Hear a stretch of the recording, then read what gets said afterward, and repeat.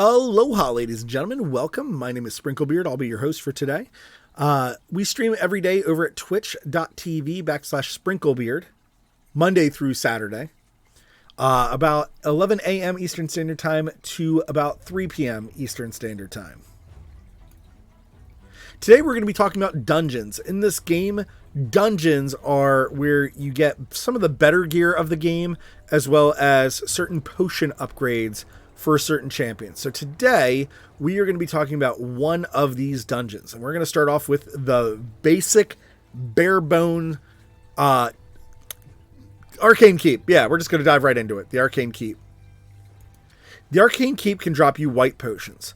Now, depending on your needs in this game, every single champion, when you go to ascend them, requires arcane potions. The only exception to this is common champions, which cannot be ascended, so therefore don't need any potions. These potions can be used if you go to your tavern and then go to ascend, and then you just need to find your proper champion who might not have any potions, and you find said potions and you can ascend them. By ascending them, you can increase some of their base stats, and when you get up to 6-star, when you get up to 3-star, you can actually either unlock certain new skills for the champion. So in this case, this champion just fills the turn meter of all allies by 15%, or once you get them to 3-star ascended, so 3 purple stars, will also decrease the turn meter of all enemies by 15%. Some champions even have skills that are locked away that cannot be accessed until they are 3-star ascended. So ascending champions is very important, and it is done through collecting potions.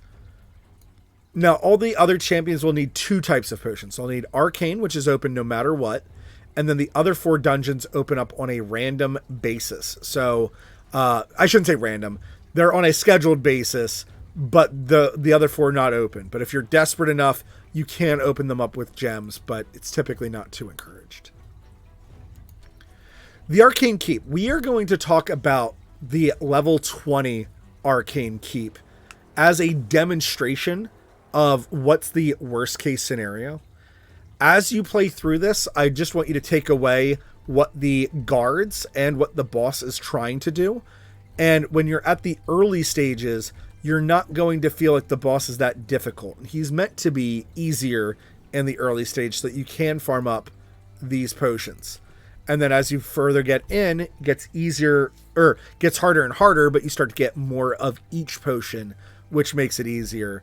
And then eventually you get down to 20, where you just have the chance for the best potion, or the potions that can be mixed into a 10-to-1 ratio. So you need 10 of these to form one of these if you have enough silver. So, against this boss, he specifically has a passive where he deals less damage when fighting against characters who are buffed. So, bringing champions that can buff everybody else. So in my case, I have brought in Mashalad, Farrakhan the Fat, and Versolf, all 3 of which can buff everybody on the team in one way or another. Skullcrown actually has a death saving buff where when she gets below a certain HP threshold, she actually will buff herself with an unkillable buff.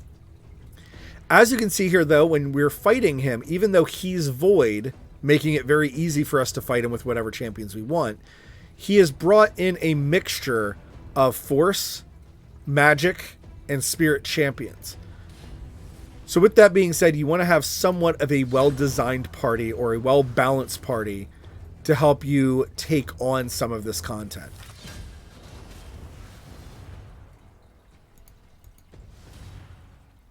That was not the skill I picked. I guess it doesn't matter too much.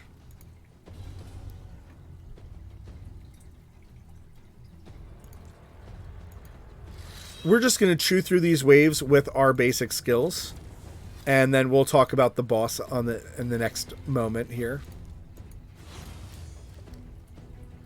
The important thing is make sure that your party has enough damage that they can kill these enemies, or things like this that they can revive or recover if their health gets too low. Here, this party is very heavily favored around Mashalad using his fear and taking away a lot of turns, or just debuffing or gaining life back from attacking everything that's leeched all at once.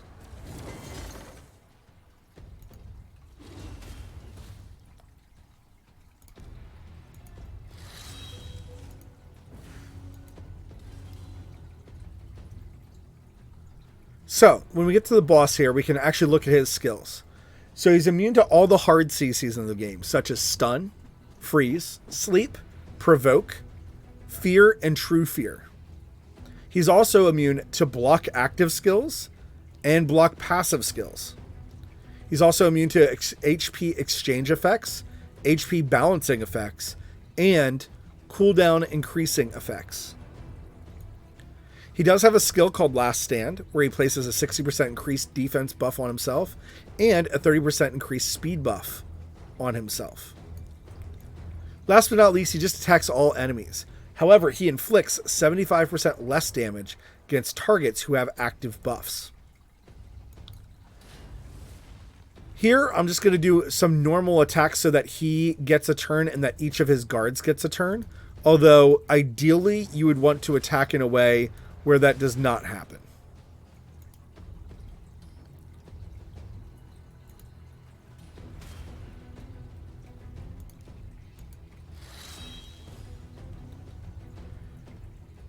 So here, this guard tries to strip away any of the buffs your characters might have on them. However, since my characters didn't have a lot of buffs, certain characters like Versulf had his buff removed.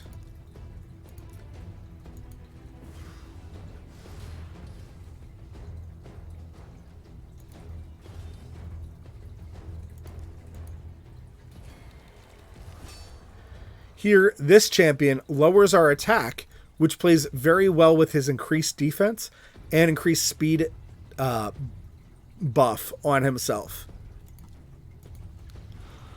So this means playing with certain things like blocking debuffs might be good, or you might want to have an increased attack on your team, or you want to make sure that you can outspeed him with speed buffs so that you can get more turns in to remove these debuffs from your champions.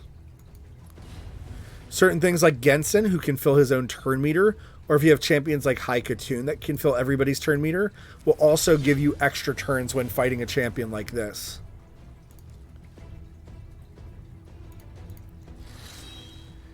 Taking out the guards isn't necessarily critical, but it can always be helpful to do so, because when there's no guards, that means there's less things for you to worry about.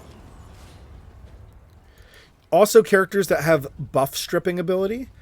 So in this case, Mashalad is my buff stripper, or characters that have debuffs that counteract the buffs that are in use. So for instance, here we do have a defense break for his defense up. However, we don't have anything to reduce his speed, unfortunately.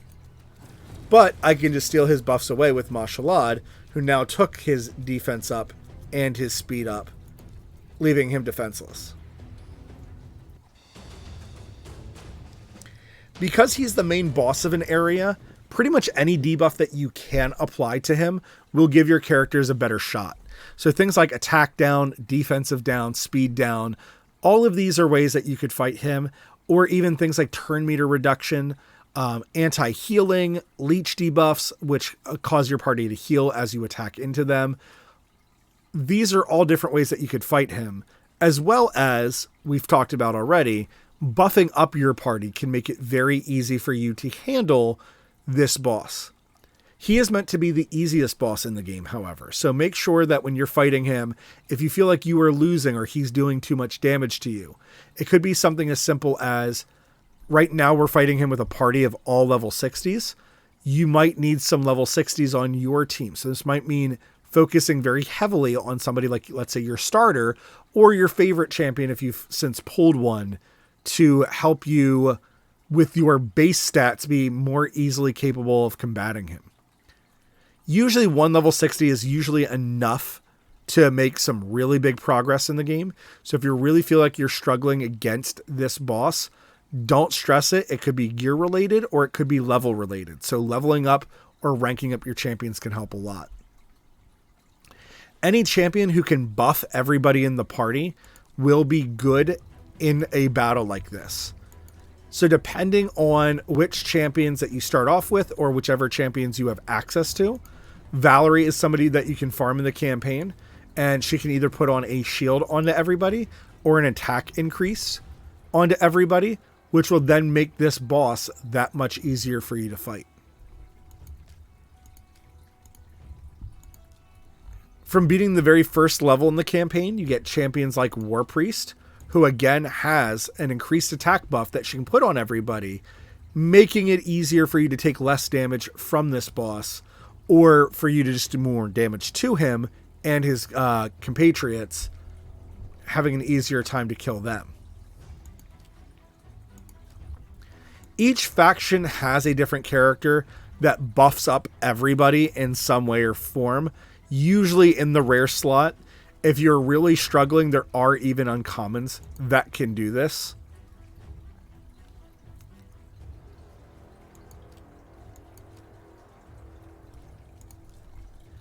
A big example of one is, I believe it's, I don't think it's Intercessor. No. Well, Intercessor has a buff, but she's not the buff I was looking for.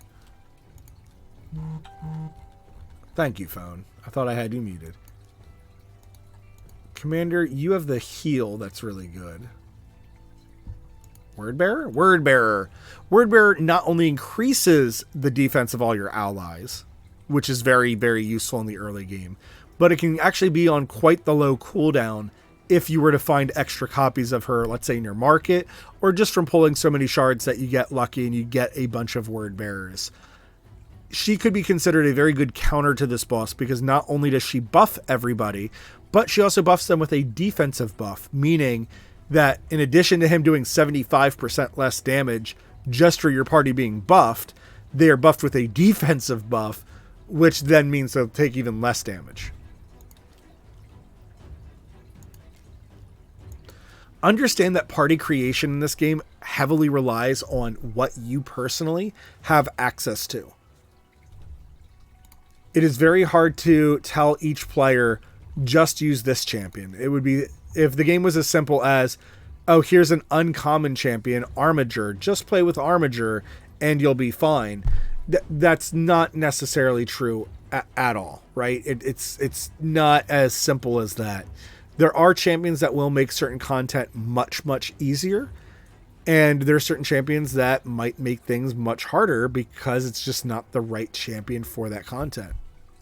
A perfect example of this is Coldheart is one of the squishier champions in the game. She has a very low defensive value, making her very easy to pop.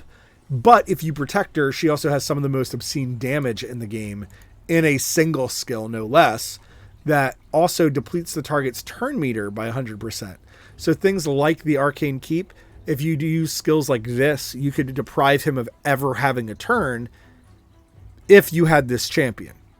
Does that mean that this champion is best for the Arcane Keep?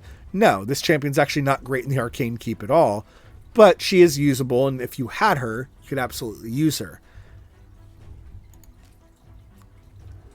I would say that the best skills for the Arcane Keep would be anything that buffs your personal party. And even though he has the one character, the one ally that can remove buffs from your party, he only has one debuff in, like, across the three of them, only have one debuff, which is an attack down. So things like a cleanser might not be the best thing to bring, but rather just bringing characters that can help buff each other so that you have constant, one or two characters that have a way to buff everybody in the party that will reduce his damage, or if some of the buffs get stripped off, the other character can step up and rebuff the party up, causing them to take significantly less damage. Certain things that debuff the boss as well would be very, very good in this fight. Again, he is supposed to be the easiest boss, so you shouldn't struggle too hard on him. Ladies and gentlemen, I hope you enjoyed this information. If you have any questions for me, please feel free to leave them in the comment section down below, or if you prefer the interaction, join us at twitch.tv/SprinkleBeard. We stream Monday through Saturday from 11 a.m. Eastern Standard Time to 3 p.m. Eastern Standard Time. But of course, until that next time, ta-ta.